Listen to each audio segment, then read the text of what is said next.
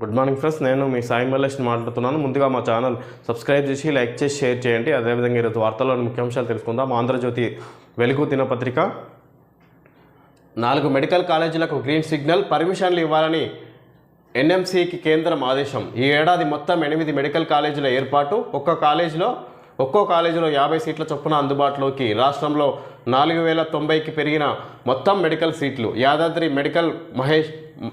Medak, Maheshwaram, Quthbullapur medical కాలేజీలకు కేంద్ర ఆరోగ్య శాఖ గ్రీన్ సిగ్నల్ ఇచ్చింది. తెలంగాణ ప్రభుత్వం దరఖాస్తు చేసిన 4 కాలేజీలకు పర్మిషన్ ఇవ్వాలని నేషనల్ మెడికల్ కమిషన్ ఎంఎస్సీను ఆదేశించింది. ఇదే విషయాన్ని తెలియజేస్తూ రాష్ట్ర ప్రభుత్వానికి కేంద్ర ఆరోగ్య మంత్రిత్వ శాఖ మంగళవారం లేఖ పంపింది.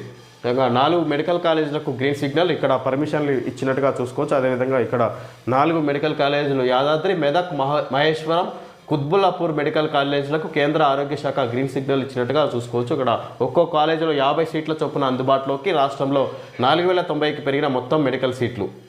ఈ విధంగా 4 కాలేజీలకు పర్మిషన్ ఇవ్వడంతో 4090 సీట్లకు పెరిగినట్టుగా చూసుకోవచ్చు. ఒక్కో కాలేజీలో 50 సీట్లు అందుబాటులోకి వచ్చినాయి కొత్త కాలేజీలు అన్నట్టుగా మనం చూసుకోవచ్చు. మంగళవారం ప్రజాభవన్లో జరిగిన 16వ ఆర్థిక సంఘం మీటింగ్లో CM Revanth Reddy, deputy CM బట్టి విక్రమార్క ప్రతి నెల జీతాల కంటే అప్పుల కిస్తీలకే ఎక్కువ కడుతున్నాం.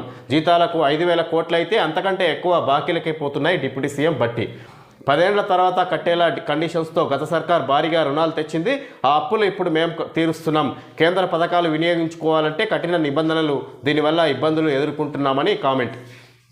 గత బీఆర్ఎస్ సర్కార్ చేసిన అప్పుల కిస్తీలకే తాము ప్రతి నెల భారీగా చెల్లిస్తున్నామని డిప్యూటీ సీఎం ఆర్థిక శాఖ మంత్రి బట్టి విక్రమార్క అన్నారు. ప్రతి నెల రాష్ట్ర ప్రభుత్వం ఇచ్చే జీతాలు మొత్తం 5000 కోట్లు అయితే అప్పులకు కట్టే వడ్డీలు అంతకంటే ఎక్కువగా ఉంటున్నాయని తెలిపారు. ఆర్థిక సంఘం సమావేశంలో బట్టి విక్రమార్క మాట్లాడారు. గత బీఆర్ఎస్ సర్కార్ చేసిన అప్పుల కిస్తీలు కట్టడమే సరిపోతుంది. ఆ ప్రభుత్వం 10 ఏళ్ల తర్వాత కడతామన్నట్టుగా తీసుకొచ్చిన అప్పులకు ఇప్పుడు మేము కడుతున్నాం అన్నట్టుగా చెప్పుకొచ్చారు. ఇక్కడ మళ్ళీ బట్టి విక్రమార్క డిప్యూటీ సీఎం. తెలంగాణపై అప్పుల భారం, రుణాల రీస్ట్రక్చర్కు అవకాశం ఇవ్వండి, లేదంటే ఆర్థిక సాయం అందించండి. కేంద్ర పన్నుల్లో రాష్ట్రాల నిధుల వాటాను 50% పెంచండి. 16వ ఆర్థిక సంఘానికి సీఎం రేవంత్ రెడ్డి విజ్ఞప్తి. భారీగా అప్పులు చేసిన గత బీఆర్ఎస్ ప్రభుత్వం 6.85 లక్షల కోట్లకు పెరిగిన రుణభారం, బలమైన పునాదులు ఉన్నప్పటికీ ఆర్థికంగా సవాళ్లు. తెలంగాణ యంగెస్ట్ ఫ్యూచర్ స్టేట్, రుణ సమస్యకు పరిష్కారం చూపాలని వినతి. రుణాల రీస్ట్రక్చర్కు అవకాశం ఇవ్వండి, లేదంటే ఆర్థిక సాయం అందించండి. కేంద్ర పన్నుల్లో రాష్ట్రాల నిధుల వాటాలను 50% పెంచండి. 16వ ఆర్థిక సంఘానికి సీఎం రేవంత్ రెడ్డి విజ్ఞప్తి చేశారు. ఇక్కడ రుణాల రీస్ట్రక్చర్కు అవకాశం ఇవ్వండి అన్నట్టుగా ఆర్థిక సంఘాన్ని కోరినట్టుగా చూసుకోవచ్చు సీఎం రేవంత్ రెడ్డి. ఈ విధంగా తెలంగాణపై అప్పుల భారం ఎక్కువైపోయింది. గత ప్రభుత్వం చేసిన అప్పులకు సంబంధించి వడ్డీలు కట్టడమే సరిపోతుంది అన్నట్టుగా సీఎం కూడా మాట్లాడినట్టుగా చూసుకోవచ్చు. ఆ విధంగా దానికి సంబంధించి ఆర్థిక సంఘంని కోరినట్టుగా, కేంద్రం నుంచి సపోర్ట్ ఇవ్వాలన్నట్టుగా ఇక్కడ కోరినట్టు మనం చూసుకోవచ్చు.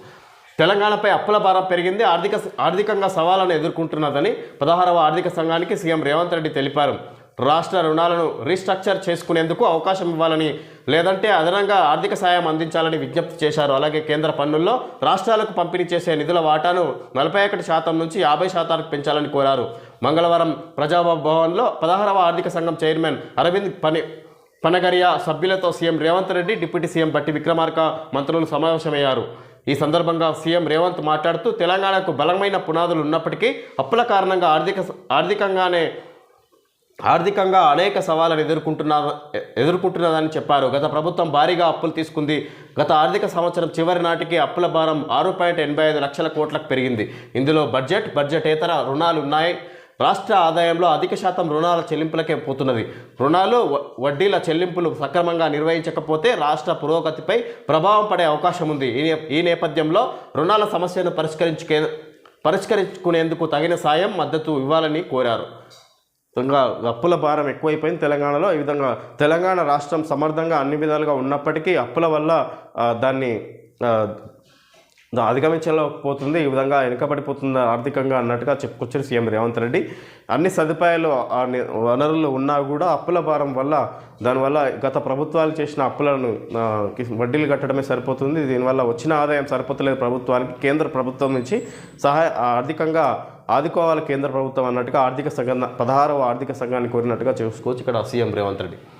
71,744 కోట్ల గ్రాంట్ కావాలి. 16వ ఆర్థిక సంఘానికి రాష్ట్ర ప్రభుత్వం విజ్ఞప్తి.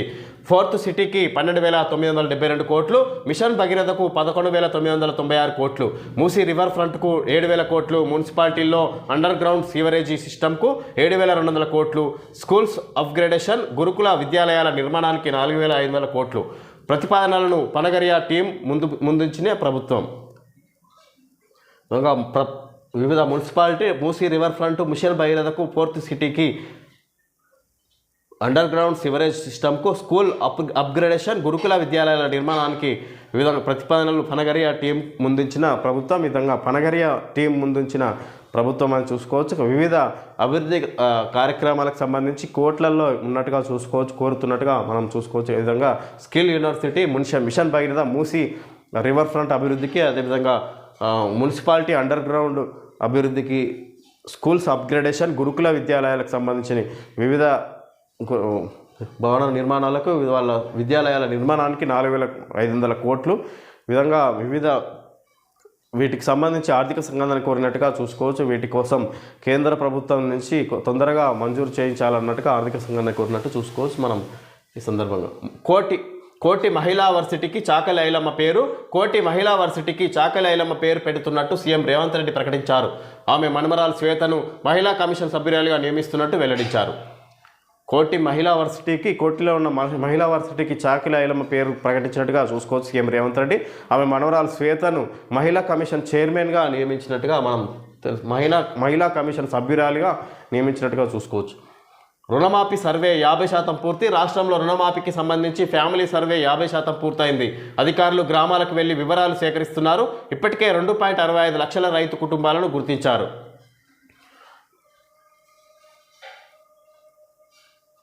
రుణమాఫీ సర్వే 50% పూర్తయింది. ఇంకా 50% జరుగుతుంది.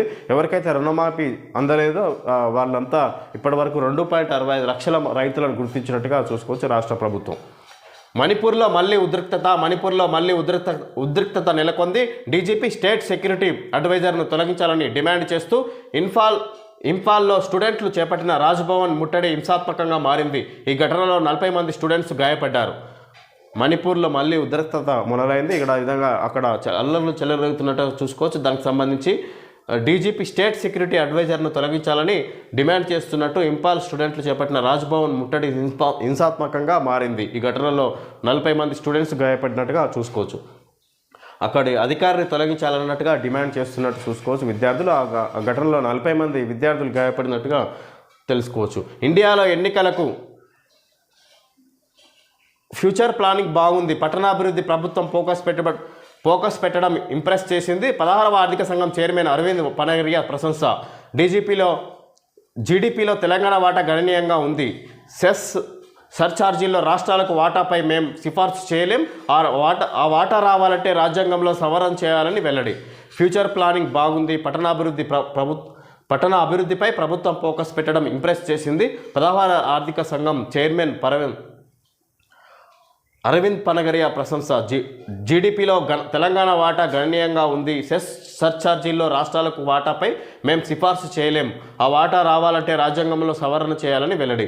సెస్ సర్ఛార్జీల్లో రాష్ట్రాలకు వాటాపై మేం సిఫార్సు చేయలేమంటున్నాడు ఈయన ఆర్థిక సంఘం చైర్మన్ అరవింద్ పనగరియా. ఈ విధంగా రాష్ట్ర ప్రభుత్వం చేపడుతున్న పట్టణ అభివృద్ధిపై ఫోకస్ పెట్టడం, ప్రభుత్వం ఫోకస్ పెట్టడం ఆకర్షణీయంగా ఉందన్నట్టుగా మాట్లాడుతుండగా చూసుకోవచ్చు. ఆర్థిక సంఘం చైర్మన్ అరవింద్ పనగరియా ఈ విధంగా సర్ఛార్జీలు, సెస్ వాటాపై మేము సిఫార్సు చేయలేము, అధికారం లేదు మాకు అన్నట్టుగా, ఆ వాటా రావాలంటే రాజ్యాంగంలో సవరణ చేయాలన్నట్టుగా ఆయన మాట్లాడుతున్నారు. ఇండియాలో ఎన్నికలను కంట్రోల్ చేశారు.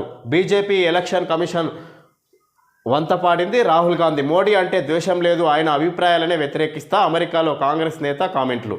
ఇంకా ఇండియాలో ఎన్నికలను కంట్రోల్ చేశారు. బీజేపీకి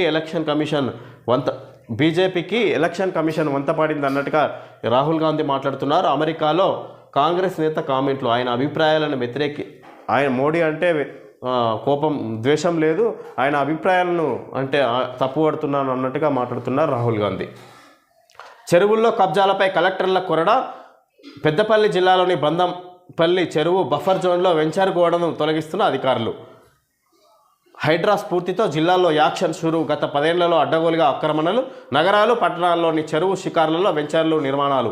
కాంగ్రెస్ పవర్లోకి రాగానే ప్రజావానికి పెద్ద సంఖ్యలో ఫిర్యాదులు. వాటి ఆధారంగా ఇరిగేషన్, రెవెన్యూ శాఖల జాయింట్ సర్వే. అక్రమం అని తేలితే ముందు నోటీసులు, తర్వాత కూల్చివేతలు. చెరువుల్లో అక్రమ వెంచర్లు వేసిన వారిపై కేసులు. ఇక్కడ హైడ్రా స్ఫూర్తితో జిల్లాలో యాక్షన్ షురు అయింది. ఈ విధంగా ఎవరైతే గత 10 ఏళ్లలో అడ్డగోలుగా ఆక్రమణలు, ఇక్కడ ప్రజాభవన్లో ఫిర్యాదుల కారణంగా కాంగ్రెస్ పవర్లోకి రాగానే ప్రజావానికి పెద్ద సంఖ్యలో ఫిర్యాదులు అందినాయి. ఈ విధంగా చెరువులు కబ్జాలు చేసి వెంచర్లు ఏర్పాటు చేసినట్టుగా చూసుకోవచ్చు వివిధ గ్రామాల్లో. ఈ విధంగా జిల్లా కలెక్టర్లు వాటిని గుర్తించి చర్యలు తీసుకుంటున్నట్టుగా చూసుకోవచ్చు. మనం ఈ సందర్భంగా గ్రామాల్లో కూడా ఏదైతే చెరువులు కబ్జాలు, బఫర్ జోన్, FTL పరిధిలో ఉన్న అక్రమ నిర్మాణాలు చేపట్టిన వాటిని అన్ని తొలగిస్తున్నట్టుగా చూసుకోవచ్చు. జిల్లాలో కూడా ఇది స్టార్ట్ చేసినట్టుగా చూసుకోవచ్చు కబ్జాలకు గురైనవి. రాష్ట్ర వ్యాప్తంగా వివిధ నగరాలు, పట్టణాల్లోని చెరువుల శిఖం భూముల్లో వెలిసిన వెంచర్లు నిర్మాణాలపై కలెక్టర్లు ఉక్కుపాదం మోపుతున్నారు. వరద ముప్పును తప్పించేందుకు చెరువులు, వాగులు, నాలాలపై అక్రమ నిర్మాణాలు తొలగించేందుకు జిల్లాల్లో ఎక్కడికక్కడ చర్యలు తీసుకోవాలని, అవసరమైతే హైడ్రా తరహా వ్యవస్థను ఏర్పాటు చేసుకోవాలన్న సీఎం రేవంత్ ఆదేశాలతో ఆఫీసర్లు యాక్షన్ మొదలుపెట్టారు. ఇంకా జిల్లా కలెక్టర్లు ముందు జిల్లా కలెక్టర్లో అప్రమత్తమైనట్టుగా చూసుకోవచ్చు. ఇక్కడ సీఎం రేవంత్ రెడ్డి ఆదేశాలతో జిల్లా కలెక్టర్లు కూడా హైడ్రా తరహాలోనే హైడ్రా ఏదైతే హైదరాబాద్ పరిధిలో చేపడుతున్నదో అదే తరహాలో జిల్లా కలెక్టర్లు కూడా చర్యలు తీసుకుంటున్నట్టుగా చూసుకోవచ్చు. ఇక్కడ చెరువులు కుంటలు ఏదైతే కబ్జాకు గురై నిర్మాణాలు చేపట్టారో, వెంచర్లు వెలిసినాయో అవన్నీ తొలగిస్తున్నట్టుగా చూసుకోవచ్చు. సందర్భంగా ప్రజాస్వామ్యం గురించి మీరా మాట్లాడేది. బీఆర్ఎస్ నేతలపై మంత్రి శ్రీధర్ బాబు ఫైర్. నాడు బట్టి విక్రమార్కకు ప్రతిపక్ష హోదా కూడా లేకుండా చేసిండ్రు. అలాంటి వాళ్లకు ఫిరాయింపులపై మాట్లాడే నైతిక హక్కు ఎక్కడిది? అసెంబ్లీ స్పీకర్ను అప్రతిష్ట పాలు చేసేందుకు కుట్ర పన్నుతున్నారు. ప్రజలు 2 సార్లు బీఆర్ఎస్ అంతు చూసినా వాళ్ళ బుద్ధి మారలేదని విమర్శ.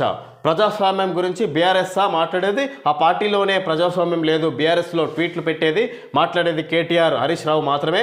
8 నెలల నుంచి వాళ్ళిద్దరే మాట్లాడుతున్నారు. ఇంకెవరికైనా ఆ పార్టీలో మాట్లాడే స్వేచ్ఛ ఉందా? ఇంకెవరైనా వాళ్ళు మాట్లాడే అవకాశం ఇచ్చారా? పార్టీలోని ఒకరిద్దరు మాట్లాడితే అది ప్రజాస్వామ్యం అవుతుందా? మంత్రి శ్రీధర్ బాబు ప్రజాస్వామ్యం గురించి మీటా మాట్లాడేది అన్నట్టుగా ఇక్కడ మంత్రి శ్రీధర్ బాబు మాట్లాడుతున్నారు. ఇక్కడ ఇంతకుముందుకు ఎమ్మెల్యేగా ఉన్న ప్రభాకర్ ప్రతిపక్ష నేత హోదా కూడా ఇవ్వలేదు ఆయనకు అన్నట్టుగా అవమానించారు అన్నట్టుగా ఇక్కడ చెప్పుకొస్తారు. ఇక్కడ స్పీకర్ను తప్పు దారి పట్టించే విధంగా హరీష్ రావు, కేటీఆర్ వ్యవహరిస్తున్నారు అన్నట్టుగా చెప్పుకొచ్చారు. పార్టీలో హరీష్ రావు, కేటీఆర్ తప్ప మిగతా వాళ్లకు మాట్లాడే స్వేచ్ఛ లేదు అన్నట్టుగా మాట్లాడుతున్నారు. ఇక్కడ మీరా మాట్లాడేది ప్రజాస్వామ్యం గురించి అన్నట్టుగా మాట్లాడుతున్నారు మంత్రి శ్రీధర్ బాబు. శ్రీశైలంలోకి 55 రోజుల్లో 1150 టీఎంసీలు. 15 ఏళ్ల తర్వాత కృష్ణాకు రికార్డు వరద. గోదావరికి మళ్లీ పెరుగుతున్న ప్రవాహం. 24 గంటల్లో భద్రాద్రిలో 20 అడుగులు పెరిగిన ఫ్లో. భద్రాచలం వద్ద ప్రమాద హెచ్చరికలు జారీ. ఛత్తీస్గఢ్ నుంచి రాకపోకలు బంద్. శ్రీశైలం ప్రాజెక్టు 55 రోజుల్లో 1150 టీఎంసీలు. 15 ఏళ్ల తర్వాత కృష్ణాకు రికార్డు వరద. గోదావరికి మళ్లీ పెరుగుతున్న ప్రవాహం. 24 గంటల్లో భద్రాద్రిలో 20 అడుగులు పెరిగిన ఫ్లో. భద్రాచలం వద్ద ప్రమాద హెచ్చరికలు జారీ. ఛత్తీస్గఢ్ నుంచి రాకపోకలు బంద్. ఈ విధంగా భద్రాచలం వద్ద ప్రమాద హెచ్చరికలు జారీ చేసి ఛత్తీస్గఢ్ నుంచి రాకపోకలు కూడా బంద్ అయినట్టుగా చూసుకోవచ్చు. ఈ విధంగా భద్రాచలంకు వరద ఎక్కువ అవడంతో ఈ విధంగా మరి 2వ ప్రమాదక హెచ్చరిక కూడా జారీ చేసినట్టుగా చూసుకోవచ్చు. ఇక్కడ 15 ఏళ్ల తర్వాత కృష్ణాకు ఈ విధంగా ఇంత పెద్ద ఎత్తున వరద చేరింది అన్నట్టుగా మనం చూసుకోవచ్చు. ఇక్కడ 15 సంవత్సరాల కింద వచ్చింది. ఇప్పుడు మళ్ళీ 15 సంవత్సరాల తర్వాత ఇప్పుడు అంత ఎత్తున వరద వచ్చి చేరినట్టుగా చూసుకోవచ్చు శ్రీశైలం ప్రాజెక్టుకి. మక్కలకు మస్తు రేటు. క్వింటాల్కు 3000 దాకా ధర. మద్దతు ధర కంటే 700-800 ఎక్కువే. పంట సాగు తగ్గడం, ఇథనాల్ తయారీకి వినియోగం పెరగడంతో డిమాండ్. ఈ విధంగా మక్కలకు మస్తు రేట్. క్వింటాల్కు 3000 దాకా ధర. మక్కలు ఈ విధంగా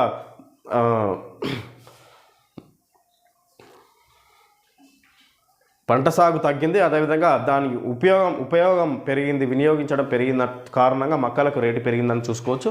విధంగా పంట సాగు తగ్గింది, ఇక్కడ వర్షాల కారణంగా పంటలు దెబ్బతిన్నట్టుగా చూసుకోవచ్చు. ఆ సందర్భంగా మక్క దిగుమతి ఉత్పత్తి తగ్గినట్టుగా చూసుకోవచ్చు. దాని ఉత్పత్తి తగ్గడంతో దాని రేటు పెరిగినట్టుగా చూసుకోవచ్చు. వినియోగం కూడా ఇథనాల్ తయారీకి మక్క వాడే అవకాశం ఉన్న సందర్భంగా దాని డిమాండ్ రేట్లు పెరిగినట్టుగా మనం తెలుసుకోవచ్చు. ఇంటింటికి ఇంటర్నెట్. గ్రామాల్లో 3 నెలల పాటు testing. Free installation high speed internet, నెట్తో పాటు కేబుల్ టీవీ ప్రసారాలు కూడా టెస్టింగ్ కోసం ఇప్పటికే టెండర్లు పిలిచిన టీజీటీఎస్. టెస్టింగ్ తర్వాత అతి తక్కువ ధరకే సేవలు 93 లక్షల కుటుంబాలు లబ్ధి పొందేలా సర్కారు కసరత్తు. విధంగా ఇంటింటికి ఇంటర్నెట్ అందించే సౌలభ్యం తీసుకొస్తుంది రాష్ట్ర ప్రభుత్వం అని తెలుసుకోవచ్చు.